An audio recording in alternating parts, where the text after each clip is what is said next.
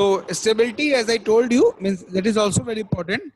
A numerical solution or an algorithm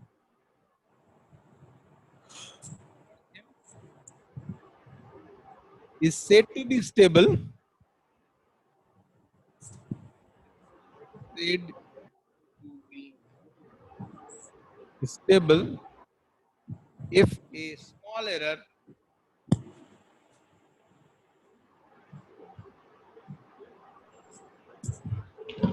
at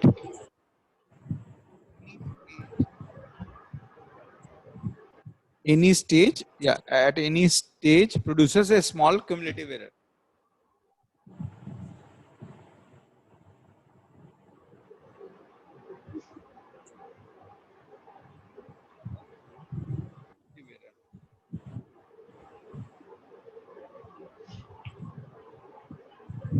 It may so it can be inferred that means your algorithm is stable. So if you do it for one more iteration, so it will, cumulative error will be smaller. So that can be if it doesn't follow, so not like that, then your system is not stable. Then your algorithm is not stable, and that you cannot use it. To prove that, to determine the whether the system is stable or not, to determine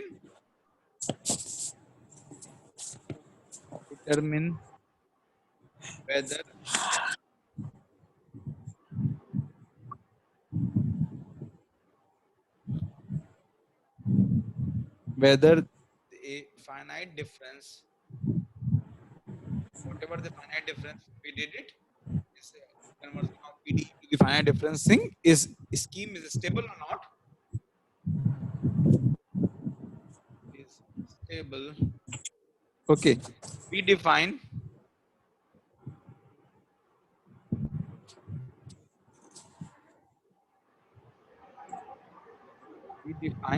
an error, let us say that epsilon is to n, so which occurs at the end step, occurred at nth step. Okay. Now for the next step, that is n+1 step, what should be the error? So it will be epsilon n plus 1 in the step. And so let us say that if epsilon n plus 1 equals to g epsilon n, so the value of g is said that it is a amplification factor. So g is called amplification factor, and g should be less than 1. Means for the next step, your error should be smaller than the previous one, and it should be less than 1. So your g, that is your g mod of g should be less than or equal to 1. Means either you maintain that error or you reduce that error. Then you will have your system will be stable. So that if t is less than 1, that means your epsilon n plus 1 mod of this will be less than or equal to epsilon n. Okay. So now we will do it. So we'll try to analyze whether the system, when whatever the difference equation we have learned, we have seen the parabolic, we have seen the hyperbolic, we have seen the elliptic, all these PDEs. So we'll check for what condition all these difference equations are stable that we are going to perform. Okay, so this is called, so this, whatever the method we are performing, that is called von Neumann method. That is von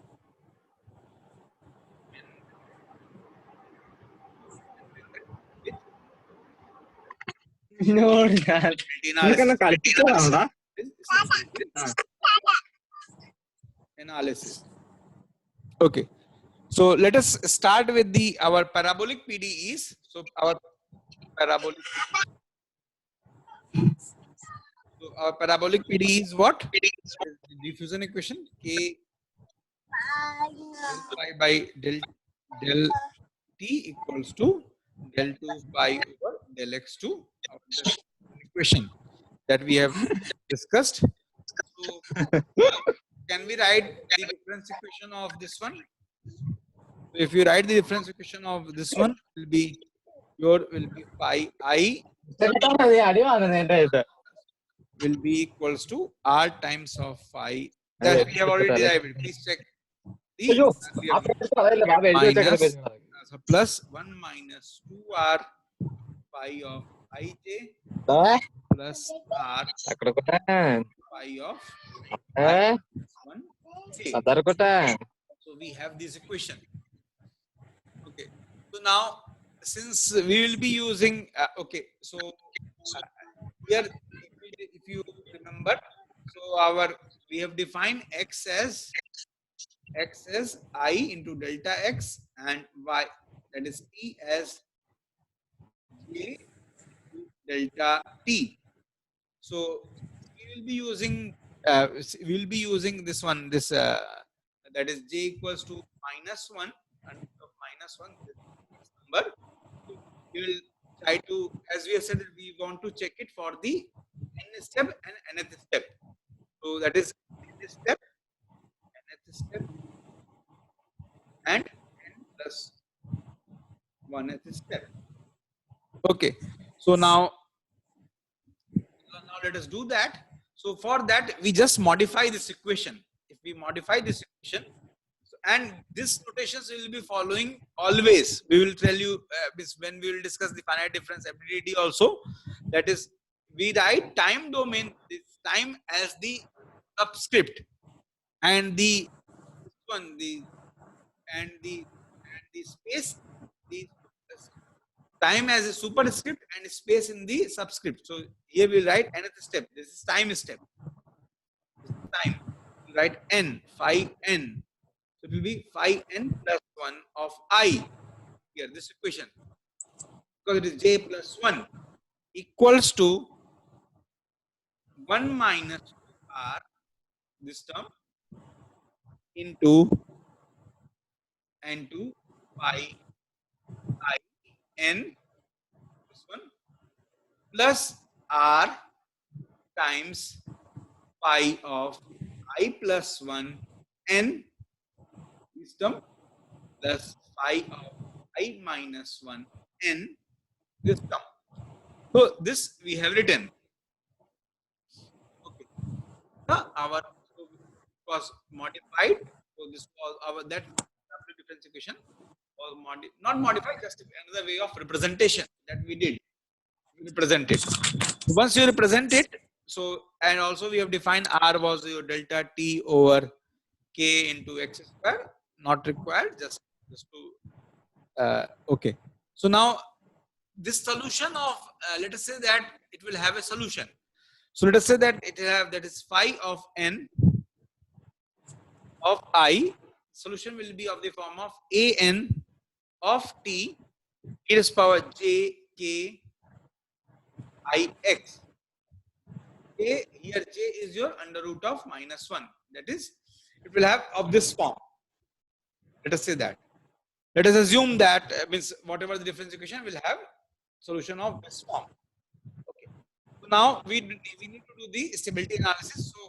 So what we will do, we'll try to substitute this value in the above equation.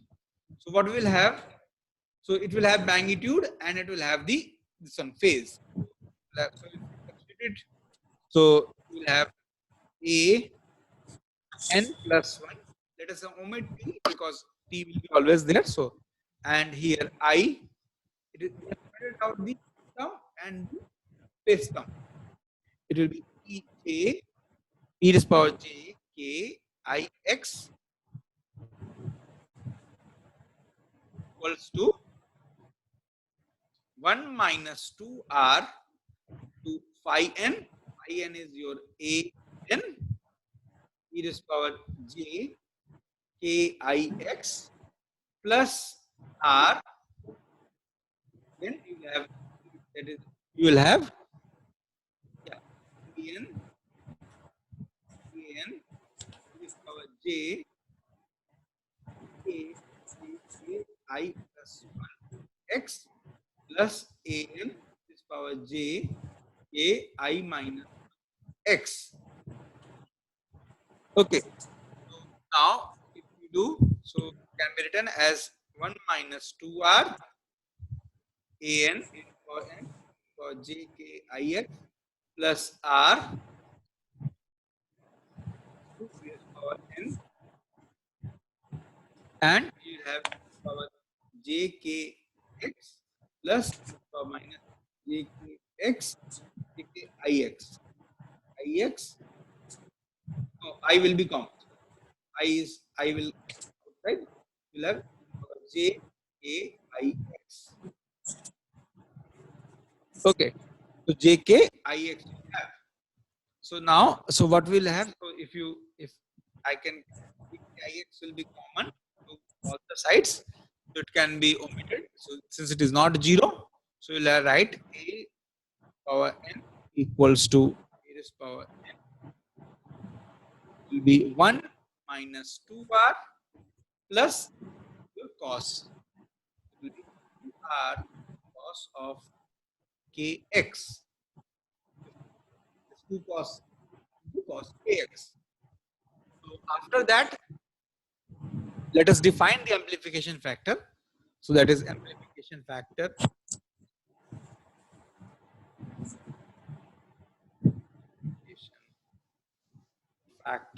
So G is your an plus 1 over an. So what we'll have? So it will reduce to 1 minus 2r plus r of ax, or apply the trigonometrical identities. So this G will reduce to 1 minus 4r sine square ax by 2. And this we know that, so G must be, for stability, must be less than or equal to 1. So what we'll have? 1 minus 4r sine square ax by 2 must be or equal to 1.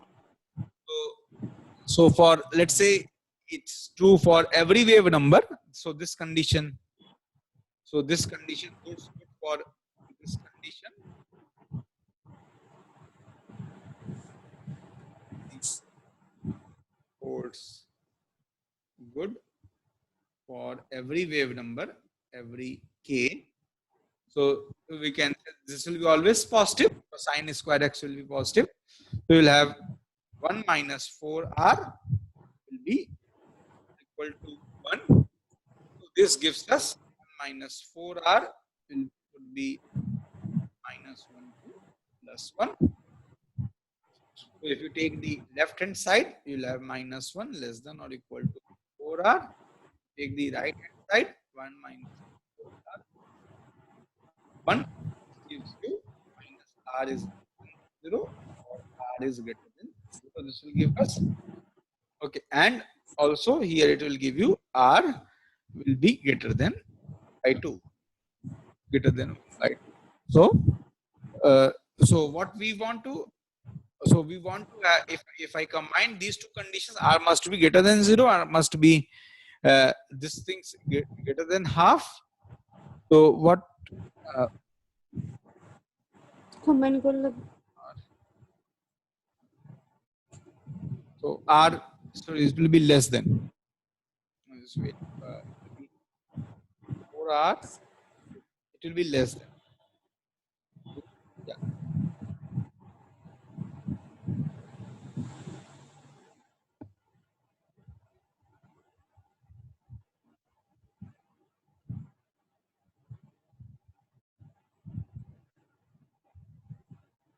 it will be that will be 4r should be less than 2, so r should be less than half. So if we combine these two conditions, so what we will have? R should be between 0 and half. 0 and half. And also, I told you also that if you R should be 0 and half to have the proper stability. If R is 0, so it is not practically possible. R is 0 because if you take R equals to 0, then whatever you are going to discard the other two terms in the equation, these two terms, that is, yeah, these two terms. So that is not desired.